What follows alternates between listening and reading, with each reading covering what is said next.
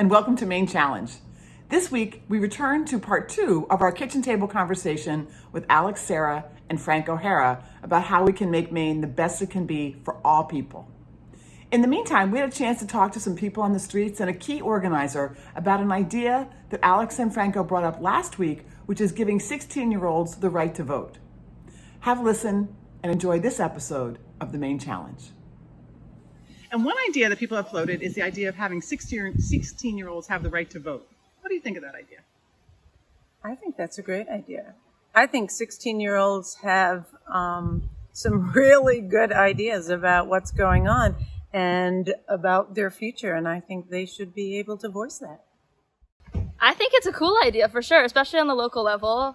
I think that that's a really interesting way to have like community involvement, and I think it's always important to hear everyone's perspective and ideas and give everyone the right to make decisions and contribute to what happens in their community. So I think that's a pretty cool idea. So I'm so excited to welcome Cole Cochran to our show, to the Maine Challenge.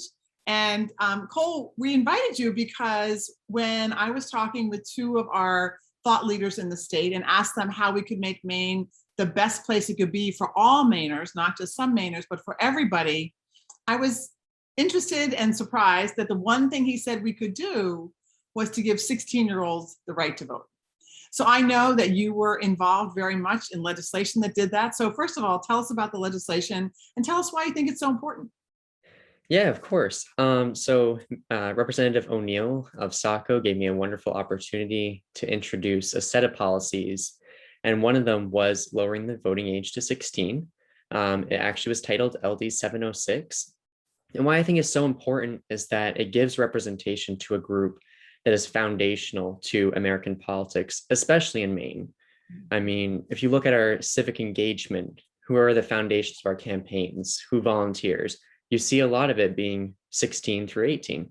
Yeah, it's so true. And I think about how we could have that because those students, most of them will still be in school, it could really be an educational experience, not just about voting and getting people sort of engaged, but also like looking at campaign ads and saying, okay, how do you tell what's true and what's not true? How do you discern, right? Yes, that's very important. I mean, I was talking with legislators at the time about this issue, and one major point that we brought up was civic education. A lot of voters can be misinformed or misled. And what would be so great is that to have stakeholders on the issue, for instance, the 16-year-old voters, it requires the state to give more civic education, to start clarifying campaign advertisements, and to have people more involved and engaged in the political process so we can have more informed voters. Awesome. That's great. I love that.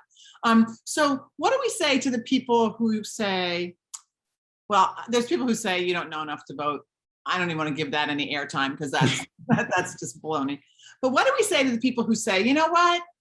Young people in Maine and across this country don't vote in large numbers anyway, even when they turn 18 and they have the right to vote, they don't do it. This is just a silly waste of time and very few 16-year-olds are going to vote. How do you answer that? So, well, first I want to say something about people that are too young to vote. We actually figured out scientifically through studies in Europe, like if they are actually adults, that they can vote. And we realized that they start developing decision-making processes by 18 years old, about 80% of them. So it actually can be an informed electorate as they enter politics. But to answer the question about, what was it again? They won't vote anyway. Like low turnout? Yeah. Yeah, I think that I think it's actually quite irrelevant. I mean, when you look at our campaigns, like I was saying in the beginning, they're the foundations of them. Like when I managed Representative O'Neill's campaign, like I had about 60 volunteers that came in that were interested and that were really passionate about the issues and even talked with herself about policy stances. So I think this passion, it's kind of hard to misread it and say that there will be a low turnout. Okay. All right. So what do you think the chances are of making this happen? It's to be quite honest, I think it is unlikely because in the polarized political climate we are in right now, and especially the 2/3 vote that's required to amend the state's constitution, it would require an immense bipartisan cooperation and trying to make both sides understand that this is a relevant issue and that it's not just about trying to give access to voters like this demographic of 16 and 18, but it's also trying to inform an electorate, make them more civically engaged, and overall trying to enhance our democratic institution. Yeah. Yeah. Well, awesome. Well, I think it's a great goal. And, a lot of ideas, when we plant the seed, they take a little time to get there. So maybe not you as 16, but, and again, as you said, certainly nothing prevents 16-year-olds from helping on campaigns and being involved and having their voices heard. But really this idea that they actually get to actually make that decision is really important. And very soon, I think it'll be a time whose idea, an idea of time has come. So yeah, so thank you. Thank you so much, Cole, for your leadership on this. And thanks for speaking with us at Maine Challenge. Thank you. I appreciate it.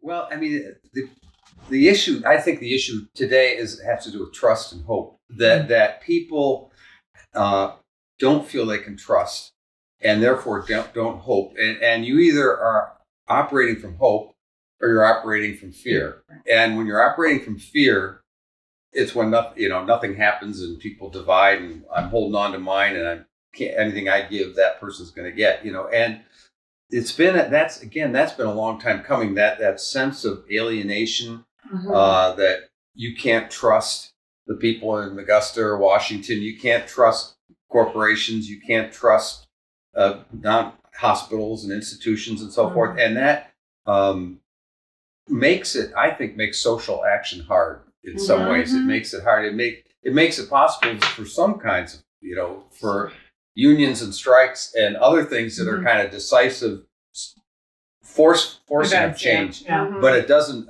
It's not one that makes we're all one in common. But maybe that's what this time is. Maybe it's a time that the powerless group says, enough. So. If we could, I'm going to deal my word again. But if we could start to point to things, to create things, to encourage things that are going to shift us in that direction. Let's just brainstorm some examples, some ideas. Besides magic wands, which of course is where I would start. Yeah. I mean, you're not going to like my answer. That's okay. But I'm worried. Because I think there's a lot of, I don't want to say inspiration, but a lot of incentive to not bend today. And I don't know how that changes. I think we have to look at changing that's the nugget. That's the nugget, right? Good one. Change the incentive for being so steadfast in your beliefs. We've got to reward flexibility. And that is, that's for people above my pay grade. Smarter than me. Well, that's what's going on with the infrastructure discussion right now. I mean, I think there's 2 points of view on it. And there's one point of view is, let's get the bill that can get unified support and the country can get behind it. Not, everybody's behind it. And the other side is, we need to change things. There are people who've been out of power or don't have money and no health care, and we need to change their lives. That's what's going to make a difference. So the one group's pushing for the one bill, the other group's pushing for the other bill, and it's there's something to both are saying. Well, okay, so I want to. So that's a really good example. Yeah. So we have this, okay, let's just get what we all can agree on. And I wonder, the things that people are arguing for in the bigger bill. Yes. Like making sure everyone has health care, making sure everyone has access to childcare, making sure the planet doesn't burn itself up, and the sense of like what we're doing politically and what we're doing economically isn't really working for anybody. And that to me is shared by the right and the left. I think that the deliverers are different and how you address them are vary greatly. Yes. Yeah. But the belief of what we both need and want, as you said early on, and then the belief of what we need and want, but also the sense of like what's not working is pretty almost uniformly shared. Mhm. And so where's that? Like, how do we get at that? You know, right? Because I mean, I do think like that sense of like you see people, the insurrectionists, and people who say that the political system has betrayed us and the economic system. Well, you could easily hear Bernie Sanders or somebody else saying the political. You know, I mean, it's the same feeling. Yeah. It's just a different view of what happens next. But is there a way to help people understand that it's the same feeling, and then we all come together and just try things? Is that like? I feel like asking you that question. I don't know. You tell me. If you look at the New Deal and you look at Social Security, you look at Medicare, and a lot of those things, they were partisan. They were divisive when they passed, and in 25 years they became mainstream. You know, and so some of the things you're talking about healthcare, talking about rural development and broadband and all these things are going to be divisive in passing. But maybe in 25 years, if Millinocket's doing better and people are feeling better about their lives and have a new economy, then it's part of the mainstream. But it's not like we can't wait for consensus to make some of these big moves, or they don't happen. That's the problem. Yeah. Mm-hmm. A lot of barriers were broken down, and I hate this, that this was why, and a lot of them weren't. A lot of racial barriers weren't, but during World War II. Yeah. Like, and I just think about like the islands, like North Haven, where my grandparents are from. There was a huge divide between the wealthy summer people and then the people who lived the other year round, like my grandparents, who it was just a divide. Well, then they all worked, many of them fought in the trenches together in World War II. Yeah. And when they came back, it was just really harder to maintain those divides. So I want to go back to one of your 16-year-old vote points. Yes. Just to pivot back. So one idea that people have talked about, and what I'm just wondering whether either of you think this would be helpful, is to have a service requirement for kids after high school or before they go to college. Yes. Yeah. I'm adding before they go to college, but not a military requirement. Yeah. Although that could be a piece of it, but like a service requirement where you serve in a community and you work together. Is that something that is forward thinking that could start to bring some of that together and create that those cross cultural whatever? What do you think of a year? What do you think about a year of community service for young people? I think it's a great idea. Obvious benefit of helping communities that people live in, that youth live in, but also just giving them experience of working with others and meeting people, getting out of their comfort zone. I think it would be a great idea. Yeah, I think that is potentially a great idea.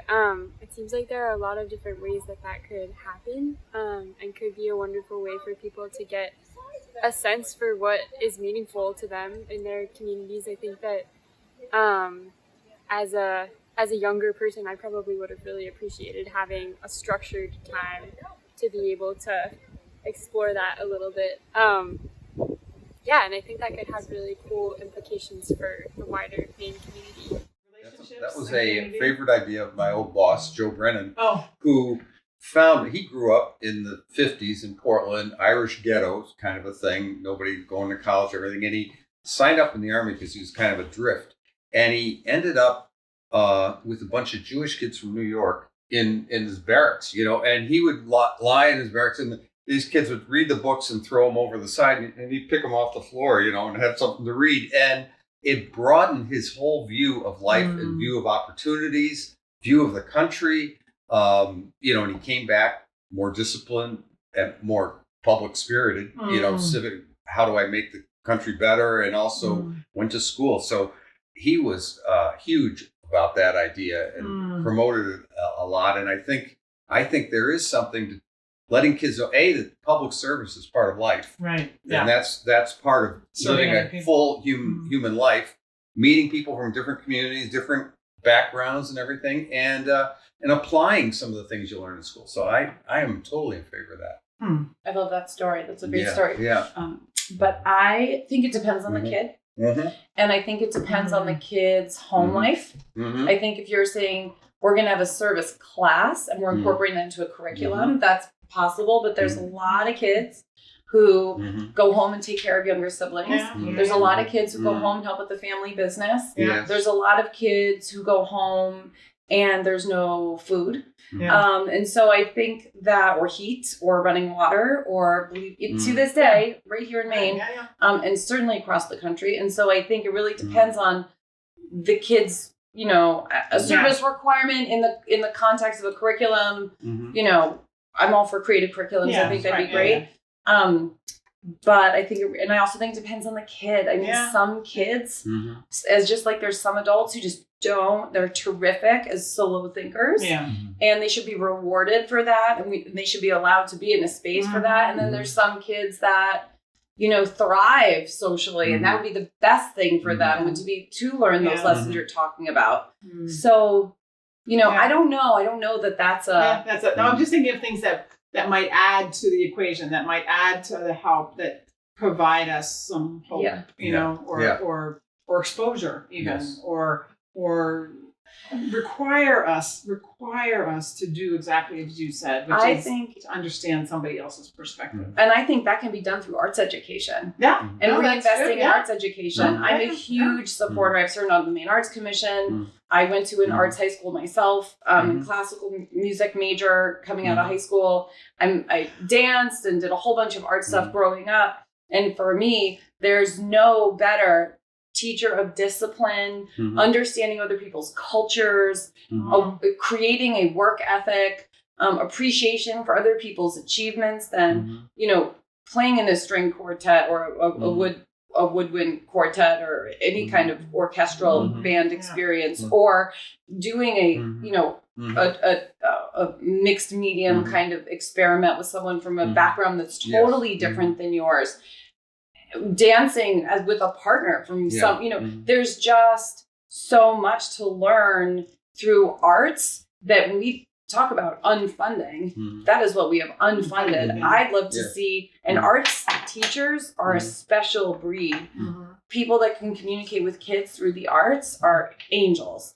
And so if we can bring those folks back in our schools. We can work that into the public, like Works Progress Administration kind of a program. You know, I think that the public service thing shouldn't be thought of narrowly. You know, it could be military, it could be arts, it could be community building or working in the schools. You know, it could be a variety of things, trail building or whatever. I mean, there's plenty of unmet needs. Yes, You know, absolutely. But it's sort of that civic sense. And that's a great space for you know, with trades, crossing the trades. I mean, why can't kids learn landscape design in high school? I mean, imagine, like, how fabulous would that be if there were these kids coming out of school who, you know, had those types of And in our schools, this happened to my kids. If you were interested in anything like that, you couldn't do that and also be in a college track. They wouldn't schedule the courses properly. The schedules were not, even though this building sit they close at 3 and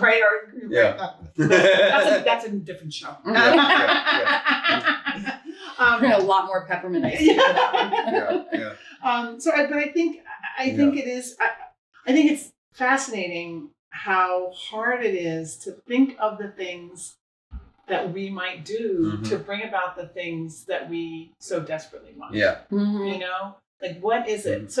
So I want to narrow. I want to go the other way now. Well, I have two more questions that I want to ask. One is not related really to anything. But before I ask that question, I just want to ask. So you both are two of the most engaged and positive and fun and thoughtful people that I know. And that means a lot coming from you, Betsy. I mean, that's not bad, right? So what do you do to keep a hold of that for yourself? Like just on your daily life, like how do you hold on to that for you? I'll start with you, Alex. I'm very aware of my family history and how lucky I am to be where I am. My mother's side was immigrant family from Sicily. My grandparents' names are on the wall at Ellis Island, and I get emotional. I talk about it, but I am the granddaughter of immigrants, and I hold that very dear to my heart, and I thank them every single day that they came to this country. First and foremost. And on my other side, my 5th great grandfather fought for the North in the Civil War. They were Illinois farmers and went through everything that entailed. And I'm very aware that I have genetically in me, people that fought for things that were right. And so it's a combination of my personal history and humor is really essential. It's my number one coping skill for life is humor. Like, we have to laugh. Humor is critical. I try to watch funny things and read funny things. I consciously so you watch Betsy's show. Share funny things. And share funny things. Good food is so important to my brain. It's a natural endorphin for me. And I also have learned at, my age to allow myself the indulgences that I am prone to. I love antiques and handmade things. I love pets, animals. I love my house to look nice. Those are the things I like. I like to buy big formal dresses, just waiting for a big formal function. Waiting for the event. And I'm always ready. If you looked in my closet, there's all this ridiculous. But I love to shop gowns on discount. But I'm ready for the equality meatball this Saturday. So there you go. But I just like enjoying who I am for all my faults. And also, number one thing is, in my personal life, whether it's friends or with my husband or family, if I'm wrong about something, I immediately try to claim it because then I don't have to carry around self-righteousness. So exhausting. So exhausting. I'm wrong far more than I'm right. And I know that. And I'm fine with it. And I'll go back to my online dress shop. Yeah. Awesome. How about you, Franco? So, similar ideas. But I'd say, you've always, Betsy, been interested in gratitude and the importance of gratitude in life and saying thank you. And I try to do that every day. I have from the Catholic tradition, and there's some parts of the tradition are a little difficult to work with, but the other parts there's wonderful traditions of prayer and monastic hours of the day, and the prayer of gratitude is part of really thanking everybody for this wonderful country we're in, this wonderful community. We really have we're so lucky, again, looking at history for the kind of life that we live in a democracy with lots of food and friends and things to do. I mean, it's really unique. And we should be thankful every day that we've been given this gift, and we ought to be nourishing it for the next generation, which we don't always do. But that's, I think, gratitude for life, that it gets beyond the politics and gets beyond the fights every day, is we just have had a wonderful, wonderful place and time in history to live. Well, this has been a really wonderful conversation, and I hope that we have in fact modeled what we're talking about is so important, which is we come from different perspectives, all three of us.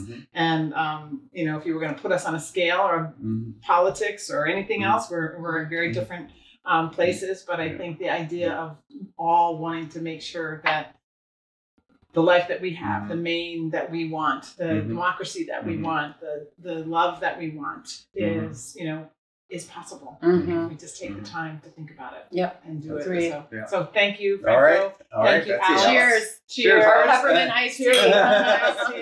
And thanks to all of you watching. And yes, we weren't that good at balancing because, we did we're great. We're balancing. Oh. That's the end. And now we build. Thanks so much. Each week in Maine Challenge, we're going to start including a segment called Sweet Sounds Off. Yep.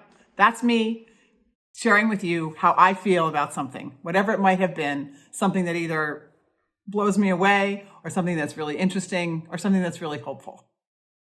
As human beings, we hate change. It's just kind of a fact.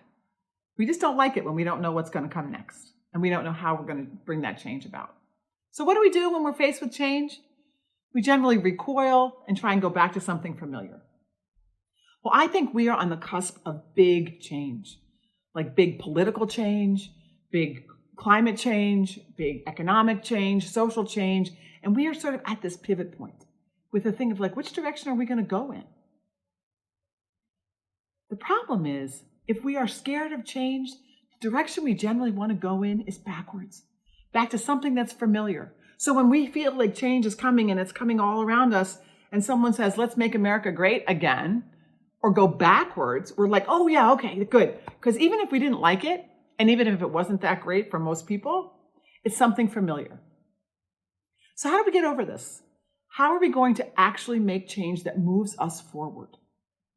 Well, one thing I think we have to do, and one thing I think we have been terrible at doing, as a Democratic Party, as a Republican Party, as progressives, as people who envision change, is painting a picture of the future that people can see themselves in securely and safely.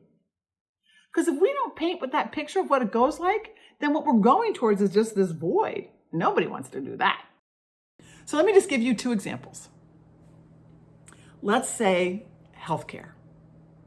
Imagine if the only thing that you had to think about when you got ill, or a loved one, or a child, or a parent, or got in an accident, was where can I get care, or where can I get the best care?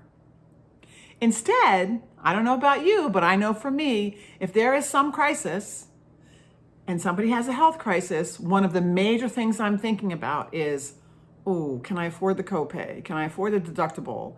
If they need an ambulance, that's an extra couple $100. Can I do that, right? Why? We don't need to be thinking about that. We could have a system like most of the rest of the world where the thing we think about is, this person is sick, needs care, this person I care about, I'm going to go get them help.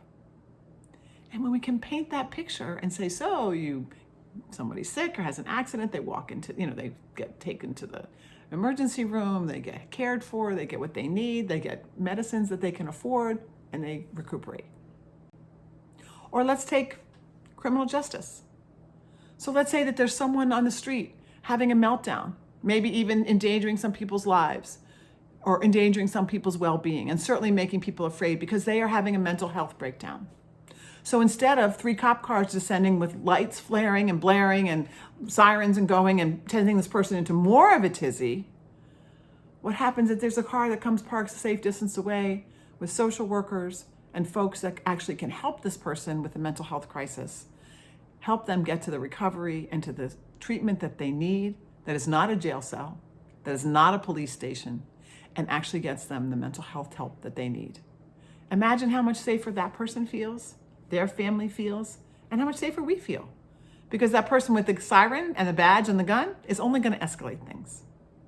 So those are just 2 examples, but we have to start painting a picture of alternative ways, better ways, ways that move us forward. Because not only do we have to be the change that we want to see, we have to be able to paint that change, make it come to life so people can see themselves in a new way of being.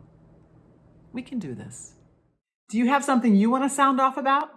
Let us know, and maybe we'll include it in an upcoming episode of the Maine Challenge.